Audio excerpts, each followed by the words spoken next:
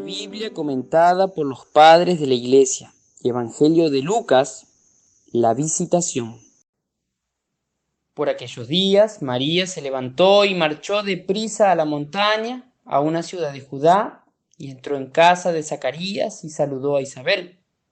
Y cuando oyó Isabel el saludo de María, el niño saltó en su seno, e Isabel quedó llena del Espíritu Santo. Y exclamando en voz alta dijo: Bendita tú entre las mujeres y bendito es el fruto de tu vientre. Pues en cuanto llegó tu saludo a mis oídos, el niño saltó de gozo en mi seno, y bienaventurada tú que has creído, porque se cumplirán las cosas que se te han dicho de parte del Señor.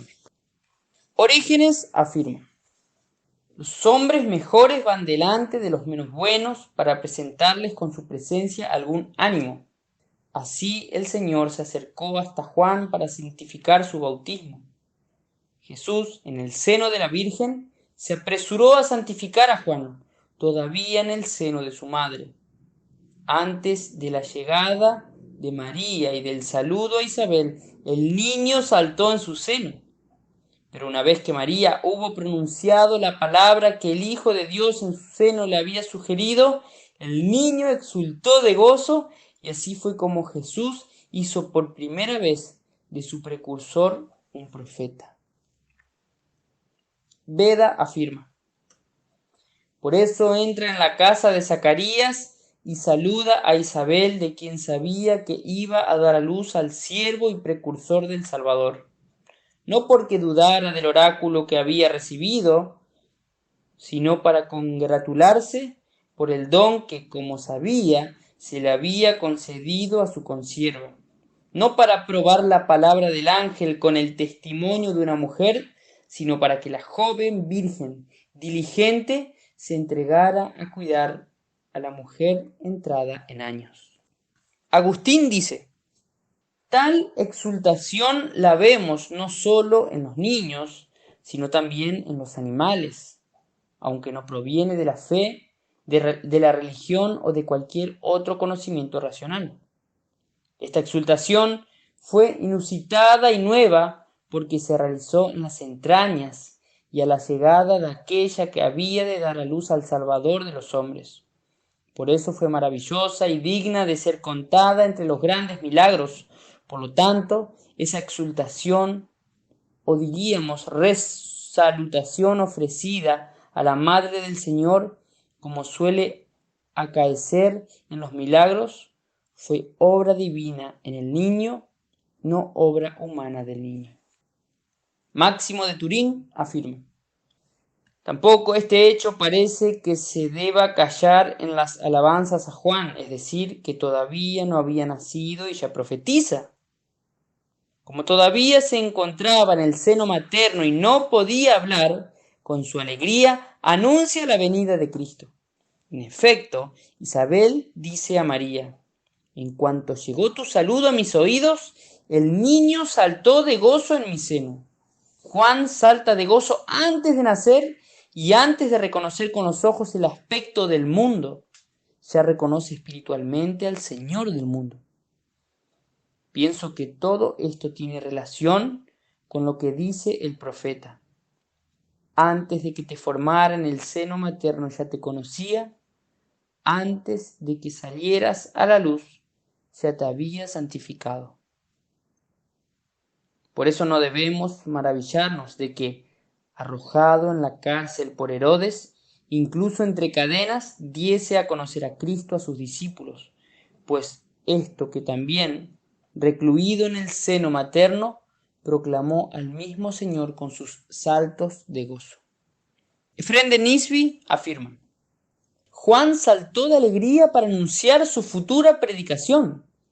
El hijo de la mujer estéril se regocijó ante el hijo de la Virgen.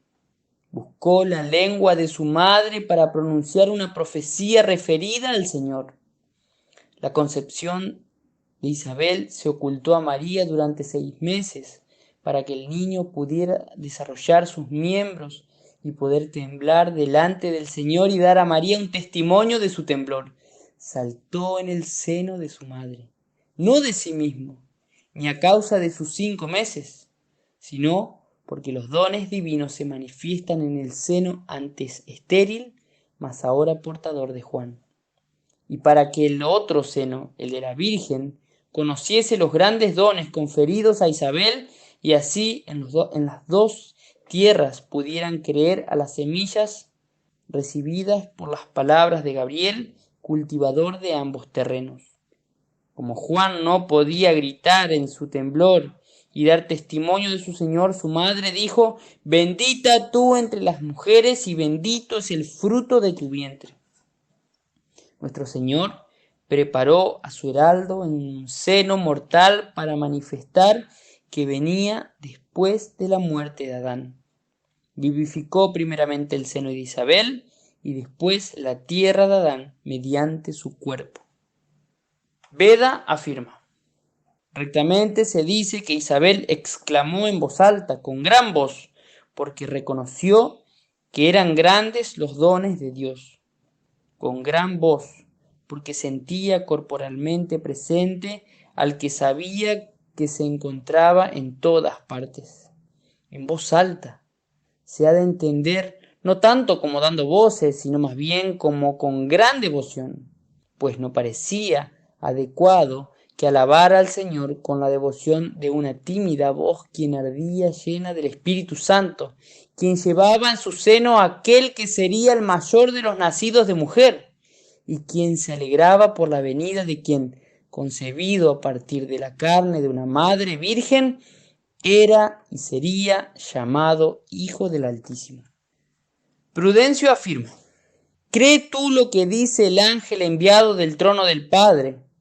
O si el oído endurecido no percibe la voz clara, bajada de los astros, cree y escucha, al fin sano de espíritu, lo que proclama una anciana mujer que concibió del propio esposo.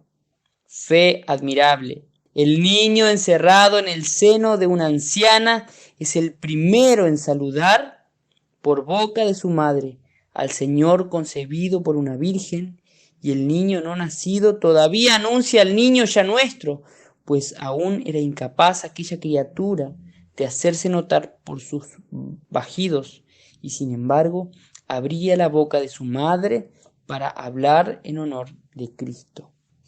Orígenes afirma: no hay duda de que Isabel estuvo llena del Espíritu Santo a causa del Hijo. No es la madre la primera en merecer el Espíritu Santo, sino que fue Juan, todavía encerrado en el seno materno, quien recibió el Espíritu Santo.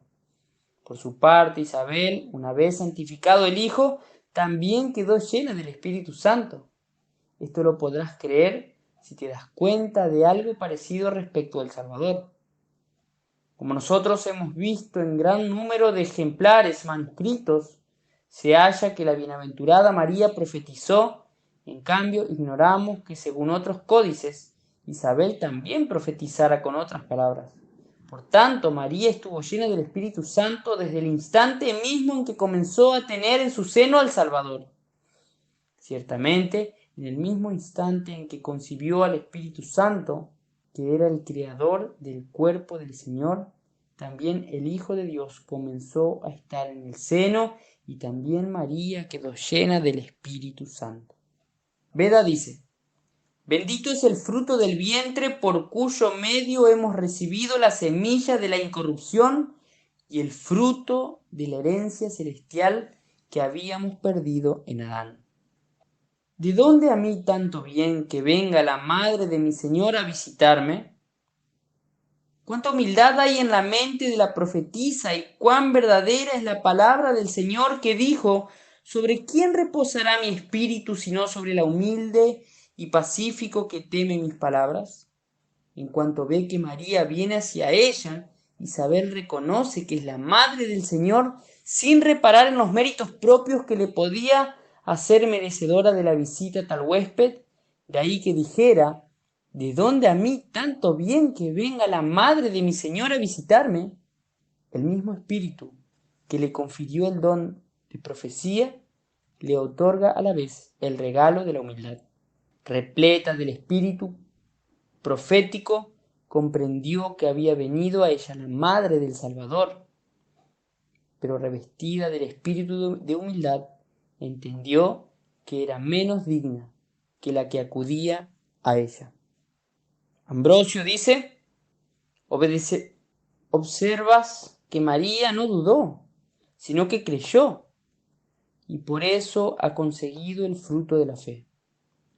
Bienaventurada tú dices que has creído, mas también sois bienaventurados vosotros que habéis oído y creído. Pues toda alma que cree, concibe y engendra la palabra de Dios y reconoce sus obras. Que en todos resida el alma de María para glorificar al Señor. Que en todos resida el espíritu de María para exultar en Dios. Sin corporalmente no hay más que una madre de Cristo por la fe. Cristo es fruto de todos, pues toda alma recibe el verbo de Dios, a condición de que, sin tacha, preservada de vicios, guarde castidad en una pureza, sin detrimento.